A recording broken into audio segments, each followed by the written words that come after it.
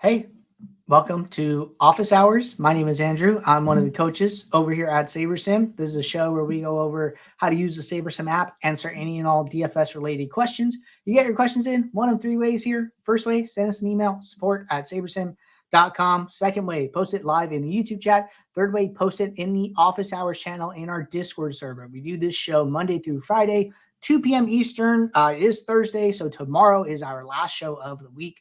But if you have questions, you can post them any of the three ways that I just said here. If you're not in our Discord, want to get access to that channel, there is a link in the description of this video. You get access to our similars, which are super important during the NBA season here. I know we had our first big 12-game slate last night.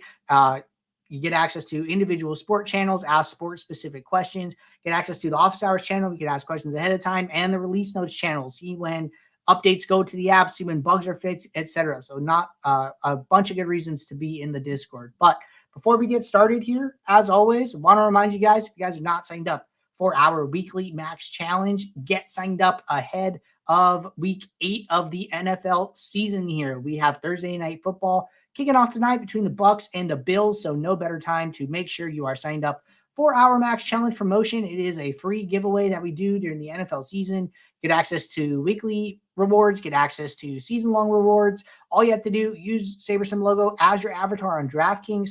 Fill out our short form here so we can send you guys awesome stuff when you win. And then max enter one of the DraftKings Mini Max contests on the NFL Sunday main slate. But looking ahead to today, like I said, we have the NFL Showdown on tap tonight. I believe we have a 2-game NBA slate, so nice, another short slate here. And then we also have, I believe, a NHL 11-game main slate. So plenty of DFS action coming at you guys today. And then we do have the World Series starting tomorrow. So, we're in that time of the year where there's NHL, NBA, NFL, MLB, right? I think NASCAR is still going on. So there's still like so much DFS action to play each and every day. If you guys aren't signed up with SaberSim and want to check us out, we have a 5-day free trial, which you can sign up for in the description of this video. But with that said, I got the app pulled up here. We're going to start with the questions that came in Discord as always here. So it looks like our first question came in from F Primo. And this question says, when running a late swap, how do you still include the rules/exposures you made for the original build? I'm noticing some players who I grouped out from one another are ending up in same lineups after late swap. Also noticing everything post build is super slow. Whenever I adjust an exposure, it immediately says exposures cannot be met, but then it processes for 10 seconds or so. And then the changes are made, although it said that it couldn't be. Okay, so this second part sounds like a bug, but I do want to talk about this first part here where it says, how do you include the rules and exposures you made from the original build? That's a great question here. So I believe this video should be out today. If it's not, let's see. So we should have an updated video here. I'm almost positive this is new. So I did a video here, recorded it yesterday. I think this is the updated model. So check out this video after this show if you need some additional help here. But basically, there's 2 ways to late swap. There's the way where you click this swap button up at the top. That way is going to give you a fresh new workspace, brand new, no adjustments in the home screen. You're going to have to redo everything, right? So that's a good way to start fresh. If you want to carry over anything you've done, filters, minimax exposures, projection adjustments, rules, etc., by right-clicking on a build, when a slate is active, you're going to see a third option here, or fourth option here. You see clone, rename, upload pool. There's a fourth option called late swap that will be there when the slate is active. When you late swap, that is cloning the build into a late swap. So new build is the double arrows pointing, left and right.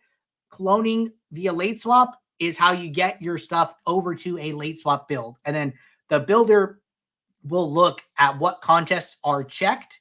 And then whatever contests are checked are whatever lineups that it puts in the late swap build. So be aware of that there. But that is the 2 different ways to late swap. They are covered in this new video that I just recently recorded. Okay, actually, you know what? I think this is the old video here. So because this is NFL, I did record a new one for NBA. That should be up later today. And I'm going to make a note for myself to make sure that gets up. But new late swap video dropping today, guys. So we're trying to get everything updated for the changes. Just takes a little bit to get done. All right. JB Jafarian here said, I thought I heard in one of the videos that the live ownership uses actual lineups from the contest you're playing in, but noticed tonight that it's actually just live buckets used for the contest sim. Several players' real life ownership is drastically different than what SaberSim's live ownership was giving me. Is actual contest ownership available, or did I hear that wrong? So actual contest ownership is available, but it is not available for every single contest. So what we are doing is when the slate locks, we have these 13 buckets of ownership, okay? We are using one of the contests in the bucket as the representative ownership for the entire bucket. So, for instance, we have this flagship MME ownership, right? The flagship MME is going to be the large, $15, 150 max, but sometimes there's also a $5 150 max. Like if you take NFL, there's a $20 milli maker, and then they have the $9 150 max, which I believe is the slant. And then they also have a $5 150 max, right? So like all three of those contests are grouped in flagship MME. When we run the live ownership, we are just using one contest, and we are using the ownership from that contest and using it for all of the contests. So in that case, we would be taking the ownership from the $20 milli maker, which is the highest flagship MME contest, and then using that ownership. So if you're playing, the slant, the $9 150 max, if you're playing the $5 150 max, your ownerships might be different, but those contests were already grouped with that bigger contest. So we are using that bigger contest as the representative contest for the bucket. So that is what is happening with the live ownership. Depending on the contest you're playing, you might see some differences, but those should generally be pretty close to what that representative ownership is. So that is a clarification on the live ownership option. All right. Question here for Bill's Nut. Question says, can you and some coaches produce some tutorial videos on optimal NBA process that has worked for other successful SaberSim members? I see many members at the top of the leaderboard and would like to develop a process like theirs to help me get there too. Okay, great question here. We are going to be coming out with some more NBA content here. So far this season, we just have 2 videos up. We did like a first look video. This was because we knew the live ownership and the live contest sims were coming out. So we wanted to give you guys something ahead of the season here, but we didn't want to, talk too much about it because it wasn't out yet. And then we did our opening video, I believe, Tuesday here. So we are working on more content. We're going to be doing a lot of videos around NBA strategy, how to use live data, how to use live contest sims, and what we think are best practices here. So I do want to say that, there are a lot of SaberSim members or users or, customers here, and they all have different processes, right? Some are very data driven. Some are very feel kind of hand in the dirt players, and there's not one right way to win. There are a lot of different paths to victory. So you don't need to be, one particular player, right? I think Giant Squid is a great example. Giant Squid is, a lot of people call him a robot. He is very, very smart and very analytical. And then, there's the flip side of that, right? There is somebody like Max Steinberg, who Max is a lot more focuses on like narrative and like coach interviews and is always trying to like look for an edge through like research. So there's not one right way to win. And there is, you have to figure out, what you want your process to look like. So we're going to be releasing more content, helping you guys kind of figure out and put those thoughts and questions in your head. So that should be coming out soon. All right. Wise Guy said, will the new late swap based on live projections and contest sim put us on the same lineups? It definitely can. It's a different question if it will. So, you might have a player who is the optimal player for that lineup. If you late swap it, over and over, you get 10 different iterations of that lineup. Maybe, SaberSim liked that version the most, right? And then that one gets selected from all of your swap options. So if SaberSim determines, hey, this player is good, like we want to play this player, then it will give you the same lineup depending on how many players you have left to swap, right? So I definitely think that is something that SaberSim will do for you, and I don't think that's a problem. It doesn't have to change every time. I think it'd be more of an issue if SaberSim was making you change your lineup every time, which I wouldn't like. How would you describe the differences in late swap contest sims between DK and FanDuel? Trying to think how the impact works on FanDuel based on what Matt had described. Ownership projections locked for early guys and will be updated as night goes on for later guys based on news. Is the contest sims for FanDuel still accounting for SaberSim live projections and potentially going more contrarian on lineups with poor starts and vice versa on hot starts? Okay, I think this is definitely what we're talking about here. So on FanDuel, we do not have all of the live ownership. And the reason for that is because FanDuel does not provide contest CSVs. Contest CSVs are something that you can download and see information about the contest as the contest is going. So as players lock, DraftKings unlocks the ownership in the download. That's how we are able to take this information and use it. Okay. So by using that information, is how we come up with the live ownership, is how we rebuild the field lineups. We don't have that ownership for FanDuel. So what we do for FanDuel is we lock the ownership projection. So say we project guys for 40% and then their game locks right at the slate. So even if they come in, 45% owned, 35% owned, whatever it may be, we are going to keep that number at 40 and then continue to late swap the ownership build with that number locked. So it really doesn't matter whether they come in more or less because we can't verify it because we don't have the CSV. But what happens if value opens up, then we're going to be able to account for that. So maybe some huge value opens up. Maybe that guy was projected for 5% ownership at the beginning of the slate. Well, hey, now he's going to be projected closer to what he's actually going to come in at 30% because we are doing late swap ownership. So we're doing our best we can with the information that we have from FanDuel, but unfortunately, we can't do it as accurately as we can on DraftKings here. However, we still are using the live projection. So, we're getting the information.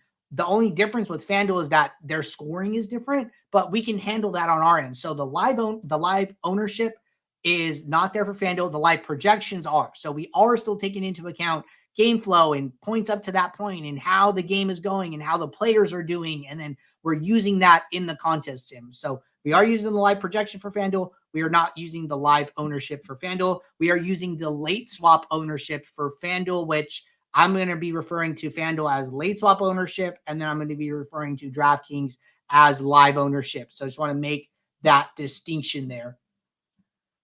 All right, question from John.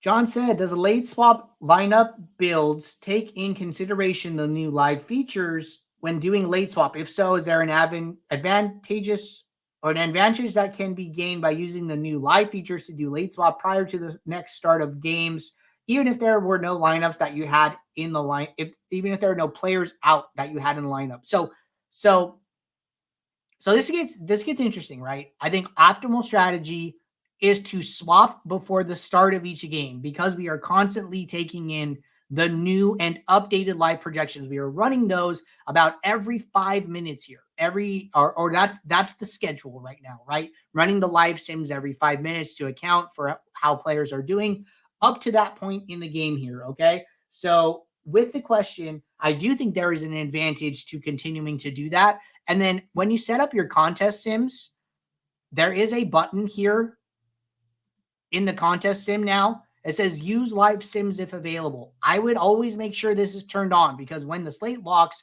we are automatically going to use any live projections, any live ownership builds that have run, and we will change that for you automatically. So you can just come in here and run it. But if you're using contest sims during a slate, I would always use the live option. All right, good questions there. Going to jump over to the YouTube chat. Question from Noah. Hey, Andrew, when I run the sims, I keep getting a way higher percentage of Godwin than Mike Evans for the NFL Showdown. Should I change the geo mean to get more of him? Trying to do it naturally versus bumping the points. No, what I would say, man, is like, hey, if you know that you want to treat these players equal, I think it's okay to adjust the fantasy points, right? Or even make their value similar, right? So like that's something else I think about where it's like, hey, what is Mike Evans' value and then what is Chris Godwin's value, right? And then see how those are different. So if I come in here, I sort by value in the flex, I'm actually just going to start by projection. So Chris Godwin is a 1.82 value. Mike Evans is a 1.36 value. So I think that, this is probably why, like Mike Evans at 10,000 salary and 13.59 projection, while Chris Godwin's at 7,800 salary and 14.16 projection. The builder just probably likes playing Chris Godwin a lot more due to the salary relief and his upside, and then the ability to fit in other players. If that's not what you want, if you want to treat these guys more equal, what I would do here is find a middle ground, right? So maybe I need to bump Mike Evans up to 14.5, right? And then now his value is 1.45. Okay, what happens when I make them about the same and then you run the build? What happens if I bump Mike Evans up to 16 and then you run the build? Like, don't be afraid to run builds and just trial and error it, right? We make it really easy with this new rebuild lineups button. Just run the build, run the build, run the build, practice, practice, practice. See what the different outputs you're getting are, and then try and find the right setting for you. Like, try and find the right projection adjustment. Try and find the correct value, like whatever it is.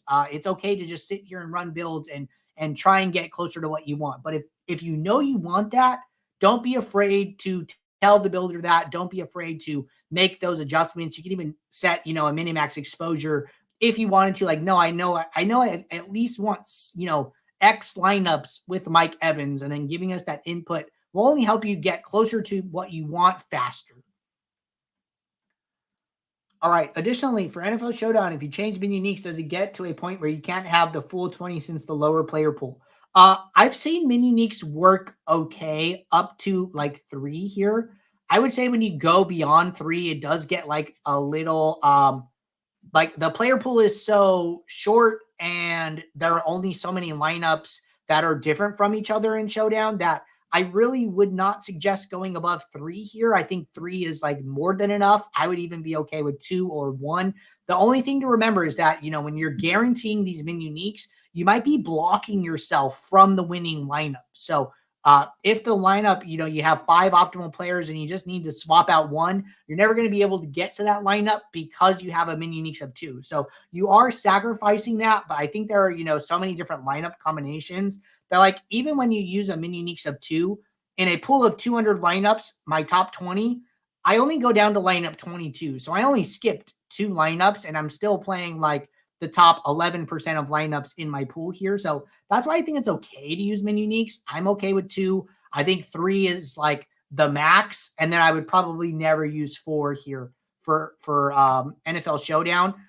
You tend to run out of lineups very fast. I can't even get to 20 in my pool of 200 here with a 10-to-1 lineup ratio here. But good question. All right.